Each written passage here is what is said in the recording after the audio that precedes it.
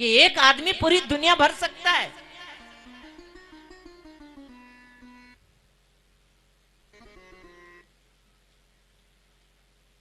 तब आपको समझ में आएगा। जितनी जोर से बोलो, आवाज इतनी जाएगी, ज्यादा से ज्यादा ये यहीं तक जाएगी, है ना। और जितनी गहराई से मौन होके, जितने गहरे नाभि से बोलो, तो तुम्हारा जो शब्द है वो विश्व की दीवार तक जाएगा। बताओ, जोर से बोलो तो जाएगा कि जितना धीमे बोले ही नहीं, केवल उठती है परावाणी, तो बात वहां तक पहुंचेगी। इसलिए भगवान ने गीता सुनाई ना कृष्ण को, तो बात यहां जमीन पे नहीं, यहां जमीन से लगा करके अंतरिक्ष में ब्रह्मांड तक पहुंची। क्यों? कहां से बोले थे भगवान कृष्ण? एक है परावाणी, एक है मध्यमा, एक है पश्यंती, एक है बेकरी। कहां से बोलते हैं? वही बात तुम बोलो, वही बात वो बोले।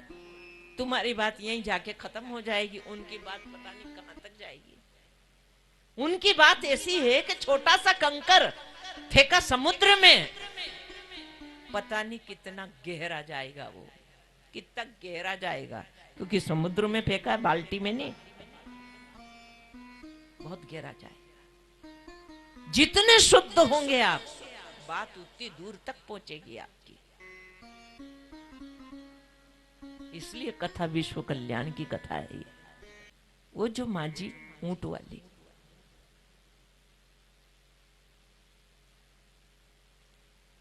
ये वहां पहुंचा, ऊंट वाले का विचार बदला, और जब ये लौट के आया, इतने तो वो माझी थोड़ी रही, माझी तो दूसरी हो गई, क्योंकि माझी के विचार बदल गए। माझी ने कहा, जिसने तेरा विचार बदला उसने मेरा विचार बदल दिया, अब तू जा, नहीं बिठाना, जा तू।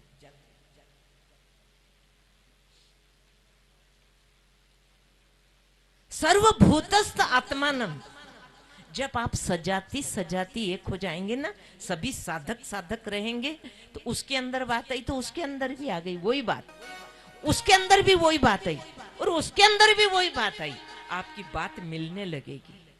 ये मिलन कहां से होता है? ये जितने शुद्ध होंगे हम एक होते जाएंगे। कैसे? मैं आपको उदाहरण दे दूं। जब आप एयरपोर्ट पे हैं, सब लोग हैं, सब है, घर मकान सब है, पेड़ पौधे सब है, और जैसे ही प्लेन उड़ान भरेगा भरेगा, जितनी ऊंचाई पे जाएगा, तो फिर आपकी बड़ी बड़ी बिल्डिंगें इतने से खिलौने दिखने लगेंगे, इतने इतने से। और जब वो और ऊंचाई पे जाएगा, फिर आकाश के सिवा कुछ नहीं बचेगा। इसी तरह से ये आपका आत्मज्ञान है। आप अंदर ऊंचाई पे पहुंचेंगे तो सिवाय उस आकाश के, उस परमात्मा के, कोई अलग अलग कोई भी नहीं बचेगा, सब एक हो जाएगा। आप सबसे एक हो जाओगे, एक, सब एक हो गया। इधर देखो उधर देखो, आकाश के सिवा वहां कुछ दिखाई नहीं देता है, कुछ नहीं। आदल बादल ये तो सब नीचे रह गए, वहां सिवाय आकाश। पहले मैं सोचती थी, ऐसा खराब मौसम है, प्लेन वाले को, पायलट को कितनी दिक्कत होगी, लेकिन ये तो जब आप अनुभव करो तब पता चलेगा कि वो तो आदल बादल को छोड़ के ऊपर आकाश में पहुंचता है। वहां तो मौसम साफ, वहां तो सूर्य है, ये तो नीचे बरस रहे पानी। ये जितने नाटक है ये नीचे है, ऊपर कुछ नहीं सिवाय आकाश के। ये वो भक्त है भगवान का, भगवान के सिवा कुछ नहीं बचा, कुछ नहीं। सब ठीक है, नाटक करना व्यवहार में व्यवहार है ये, लेकिन भीतर तो उसमें है।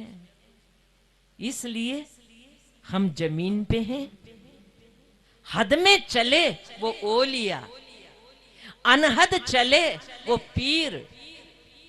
हद अनहद दोनों में चले वो सच्चा फकीर।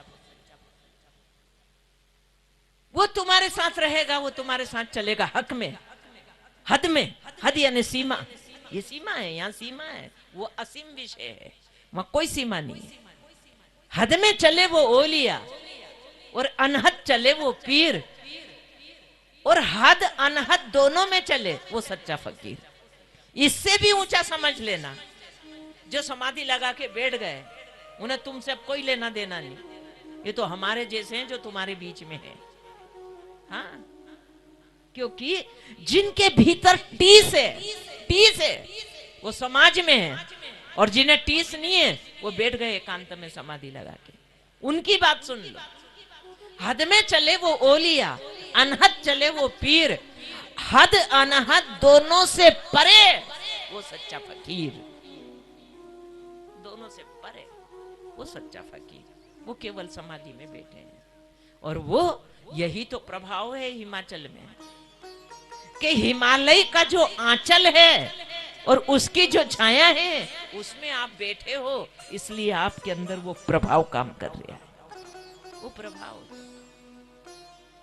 इसलिए बीमारी लाना मत, वो तो घुस तो रही है, धीरे धीरे घुस रही है। इसलिए क्यों ये प्रभाव, वो जो हिमालय में बैठे ना तपस्या में, कई गुफाओं में बैठे, कई ऋषि मुनि गुफाओं में बैठे, उन्हीं का प्रभाव है। ये पानी बरस रहा नहीं बरसता, और बरसात फिर सूखी निकल जाती तो क्या होता? उनके प्रभाव से पानी बरस रहा, उनके प्रभाव से सूर्य उदय हो रहा। तभी तो कहते कि सुबह जल्दी उठो, ताकि वो प्रभाव रहता है पूरे वायुमंडल में उन ऋषि मुनियों का जो तप कर रहे हैं, उनका प्रभाव रहता है पूरी दुनिया में। अब नहीं रहता, दिन में चला जाता है क्या? अरे दिन में जाता तो नहीं है, वो घड़ी की किटकिट रात में ही सुनाई देती है, दिन में सुनो तो नहीं सुनाती है। वो शांत वातावरण रहता है, पूरा वनस्पति जगत ऑक्सीजन छोड़ता है उस समय। हाँ, एक ब्रह्मांडी ऊर्जा होती है, वो आती है अंतरिक्ष में, उसका लाभ है। भले तो भजन मत करो, तुम नहीं मानो, भगवान को मत मानो, अपने संसार के काम करो भले, पर सब उल्टा हो गया। आज के जितने भी पढ़े लिखे बच्चे पढ़ाइयां कर रहे हैं, वो रात भर जगते हैं, सुबह सो जाते हैं, ब्रह्म मुहूर्त होता है तो सबका उल्टा सिस्टम हो गया। माँ इधर जग लेंगे हम पूरी रात, सुबह नहीं उठ सकते, उल्टा सिस्टम हो गया सब।